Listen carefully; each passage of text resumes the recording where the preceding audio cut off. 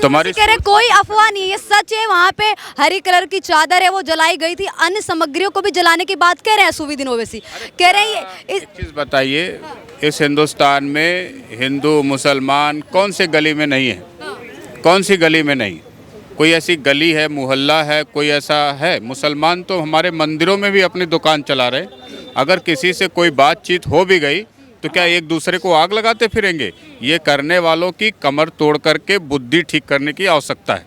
हिंदुस्तान का जितना भी मुसलमान है कन्वर्टेड हिंदू है, मुगल बादशाह का कोई औलाद नहीं है। एक बात, वो पूरा का पूरा हिंदुस्तानी ही है। जो सिख है ईसाई है, ये बौद्ध बना है, सब यही हिंदू समाज का, भारत का बेटा है, बेटी है। सिर्फ उसने किताब अलग पढ़ ली, कलमाएँ अलग पढ़ लिए और उसका विचार, उसकी संस्कृति, उसका सोचने का तौर तरीका सब बदल गया। और इतना बदल गया कि इस पूरी दुनिया में इंसानियत का अगर कोई सबसे बुरा व्यक्ति मान ले, अब पाकिस्तान में जो हो रहा है, अफ़गानिस्तान में जो हो रहा है, इराक में हो रहा है, लीबिया में हो रहा है, सीरिया में हो रहा है, टर्की में देखने को मिल रहा है, इजिप्ट में हो रहा है ना, जितनी 56 कंट्रियों का नाम लें तो वो एक ही व्यक्ति का नाम आता है मुसलमान का। एक ही व्यक्ति का नाम आता है मुसलमान का। और मुसलमान क्यों बुरा है? अब जो मलेशिया का मुसलमान है वो अरब का मुसलमान तो है नहीं। जो बर्मा में मुसलमान था वो अरब का मुसलमान तो है नहीं। जो आज बांग्लादेश में मुसलमान है वो अरबी मुसलमान तो है नहीं। जो श्रीलंका में एक डॉक्टर अब महिलाओं के पेट चीर करके उनके गर्भाशय निकाल देता था, वो क्या अरब का पैदाइश है? वो अरब की पैदाइश नहीं है। अरब की सोच को जीने वाला, अरब की सोच को अपनाने वाला, अरबियों को अपना करके अपना जीवन नष्ट कर रहा है, अपने परिवार का जीवन नष्ट कर रहा है, अपने जिस देश में रह रहा है उसका जीवन नष्ट कर रहा है। तो हमें ट्रीटमेंट क्या करना है? हमें किसी इंसान का कत्ल करना है या उसकी शिक्षा दीक्षा संस्कार को बदलना है? क्या करना है? कैसे आपका बेटा सुधरेगा? आपका बेटा अगर ख़राब हो जाए, आपका भाई ख़राब हो जाए तो आप उसका कत्ल करके ठीक करेंगे या उसकी संगत को ठीक करेंगे या उस जो जहाँ से वो गलत चीज़ें सीख रहा है उसको दुरुस्त करेंगे? तो भारत सरकार, भारत के नेताओं, भारत के पॉलिटिकल पार्टीज़, तमाम मुसलमानों और तमाम हिंदू सिख जैन बौद्धों का ये दायित्व है कि जो मुसलमान बन गए औरंगजेब के टाइम पर हिंदू भाई, उनको उस इस्लाम से, उस इस्लाम की कुरीतियों से, बुराइयों से, उस अरबी कल्चर से जिसकी वजह से हिंसा समाज में घुसती पड़ सड़ती चली गई, उससे समाज को, बच्चों को, परिवार को दूर करे। जो भारत में पैदा हुआ वो भारत का ही बेटा है, भारत की ही बेटी है, भारत का ही नागरिक है। उसमें जो बुराई आ रही है, जिस सोर्स से आ रही, जिस चीज़ के पढ़ने पढ़ाने से आ रही, जिसके संस्कारों से आ रही, जिस किताब से आ रही, उससे बच्चों को ठीक करने की ज़रूरत, उसमें करेक्शन की ज़रूरत है। समझ में आई बात? जब तक वो ठीक नहीं करेंगे, आप 2-4 बच्चे और पैदा होंगे जो हिंदुस्तान में, वो भी उसी राह पे चलेंगे। तो आपको लाखों बच्चों को जन्म लेने के बाद बुराई की राह पर, हिंसा की राह पर, आतंकवाद की राह पर, जिहाद की राह पर, सुसाइड बॉम्बर बनने की राह पर जाने से आपको रोकना है, या बड़ा होकर के टेढ़ा मेढ़ा जब बबूल का कांटा उसमें निकलने लगा तब उसको काट करके नष्ट करना है? समस्या कहाँ से ठीक होगी?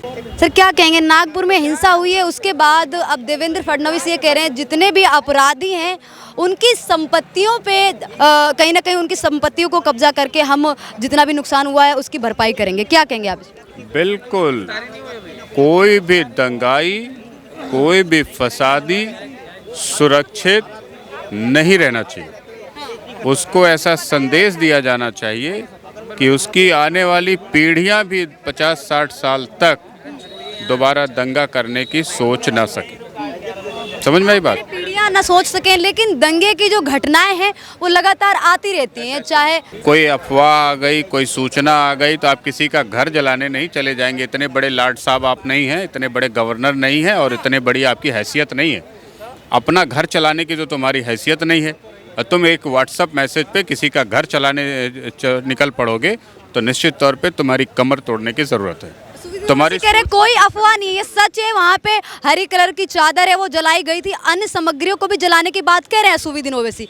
कह रहे हैं एक चीज़ बताइए, इस हिंदुस्तान में हिंदू मुसलमान कौन से गली में नहीं है? कौन सी गली में नहीं? कोई ऐसी गली है, मोहल्ला है, कोई ऐसा है? मुसलमान तो हमारे मंदिरों में भी अपनी दुकान चला रहे। अगर किसी से कोई बातचीत हो भी गई तो क्या एक दूसरे को आग लगाते फिरेंगे? ये करने वालों की कमर तोड़ करके बुद्धि ठीक करने की आवश्यकता है। एक चीज़ बताइए, यही हनुमान मंदिर पीछे है कनॉट प्लेस में, यहाँ पे मुसलमानों की दुकान है ना? आज तक कोई बात सुनी आपने? एक शब्द सुना किसी के बीच में? कोई मुसलमान बोल दे, कोई हिंदू बोल दे? नहीं हुआ ना। तो जब हमारे मंदिरों के बीच में, मस्जिदों में, मंदिर के ऊपर तुम्हारी मज़ारें बन जाती हैं, जब इतना गहरा संबंध है तो चादर और से क्या फर्क पड़ गया?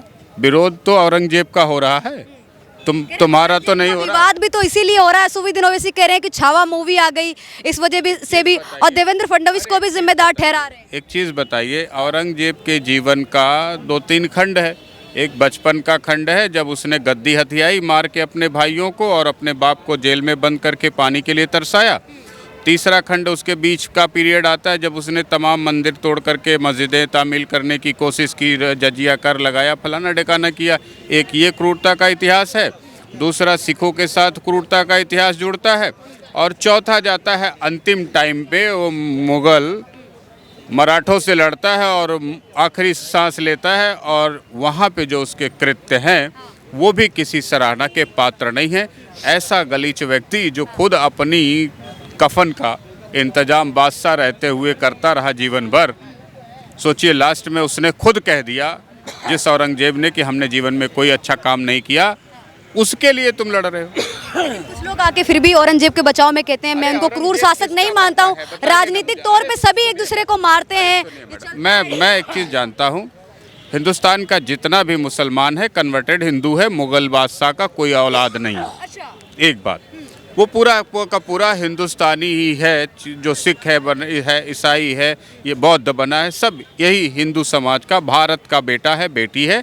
सिर्फ उसने किताब अलग पढ़ ली, कलमाएँ अलग पढ़ लिए, और उसका विचार, उसकी संस्कृति, उसका सोचने का तौर तरीका सब बदल गया। मुझे बताइए। ठीक है सर, आती हूँ आपके पास, बने रहिए। सर आप क्या कहेंगे, नागपुर में जो हिंसा हुई, विश्व हिंदू परिषद के जो कुछ कार्यकर्ता थे वो प्रदर्शन कर रहे थे क्योंकि उनकी मांग है कि औरंगजेब की कब्र को यहाँ से हटाना चाहिए। जो संभाजी महाराज के दुश्मन थे उनकी कब्र आखिर संभाजी नगर में क्यों है, तो इसको लेकर प्रदर्शन भी हो जाता है। कई जो गाड़ियां हैं उनको भी आग के हवाले कर दिया जाता है। साथ ही कई जो पुलिसकर्मी हैं उन पे भी हमला होता है, उन पे भी पत्थरबाजी होती है, वो भी चोटिल हो जाते हैं। किस तरीके से देखते हैं आप इस घटना? आज जैसे कि हमारी उम्र 60 साल हो रही है, हिंदुस्तान में आज से 10 साल पहले इस प्रकार के वातावरण कभी तैयार नहीं हुआ था। अभी जो है अपन देख रहे हैं कि हिंदू मुस्लिम अब कुछ ज़्यादा ही हो रहा है। हिंदू मुस्लिम आपके हिसाब से अभी 10 सालों से ज़्यादा हो रहा है? हाँ, ज़्यादा हो रहा।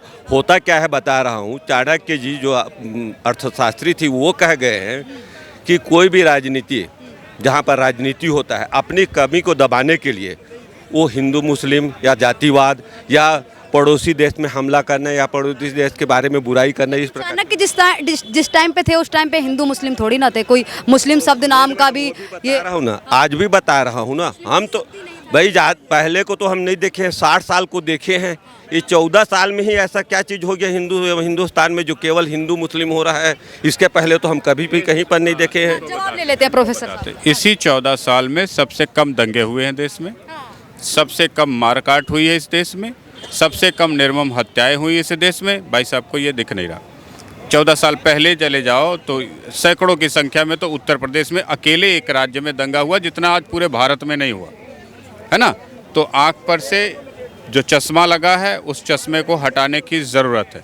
हमने आपसे पहले कहा कि भारत में जो बेटा बेटी पैदा हुआ है वो भारत का बेटा है, भारत की बेटी है, चाहे वो हिंदू के घर में है, चाहे वो मुसलमान के घर में है, चाहे वो सिख के घर में है, चाहे वो जैन के घर में है, चाहे वो बौद्ध के घर में, वो भारत का बेटा है, भारत की बेटी है।